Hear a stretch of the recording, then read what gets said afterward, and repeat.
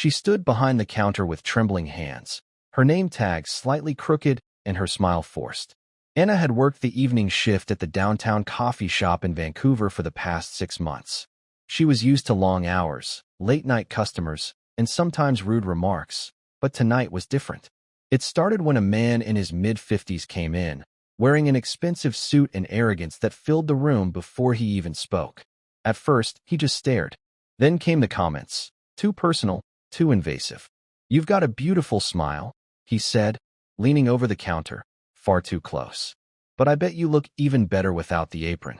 Anna chuckled nervously, trying to brush it off. "What can I get started for you, sir?" He ignored the menu. "I'll take a coffee and maybe your number." She flinched but stayed composed. It wasn't the first time, and sadly, she knew it wouldn't be the last. Her hands shook as she prepared his order, keeping her eyes low. He watched her every move, smirking, whispering things under his breath she tried not to hear. A few customers noticed, but said nothing. No one ever did.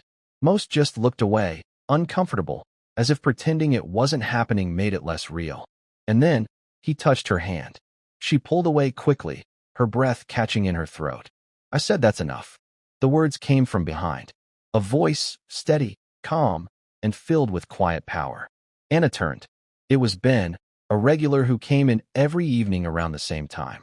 He always sat at the corner table with a book, rarely saying more than a polite, "Thank you," or "Have a good night." But now he was standing between her and the customer, his posture firm, his gaze locked. The suited man scoffed. "Excuse me." "You heard me," Ben replied. "She's clearly uncomfortable, and you're making a scene. You need to leave."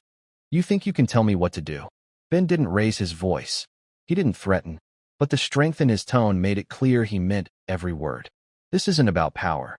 It's about respect, and she deserves it." The coffee shop fell silent. The other customers were watching now. The harasser's face reddened. He muttered something under his breath, tossed a crumpled bill on the counter, and stormed out.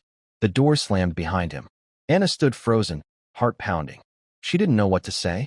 No one had ever stood up for her like that. Not once. Ben turned to her, his expression softening. "Are you okay?" She nodded, but tears had already started falling. "Thank you," she whispered. "I didn't expect." "You shouldn't have to expect it," he said gently. "No one should." She excused herself to the back room, needing a moment to breathe, to collect the emotions swirling inside her. The fear, the relief, the overwhelming gratitude. Later, when she returned, Ben was still there.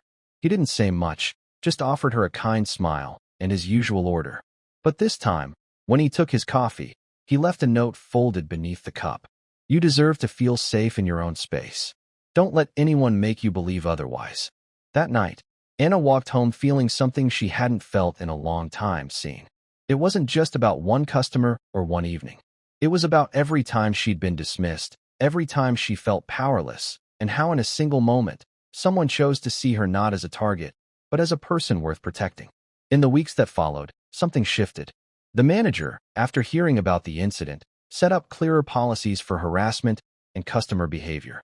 Ben continued to stop by, and slowly, a quiet friendship formed between them. He never brought up that night again, never made her feel like a victim, just treated her with respect, patience, and the kind of gentle presence that made it easier for her to breathe. Anna found her voice again.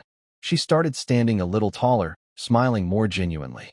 And when a new girl joined the shop, looking nervous on her first day, Anna was the first to welcome her. The first to say, "If anyone gives you trouble, you come to me." Because sometimes, all it takes is one person to say, "That's enough," for someone else to finally believe they matter. And that belief, that changes everything.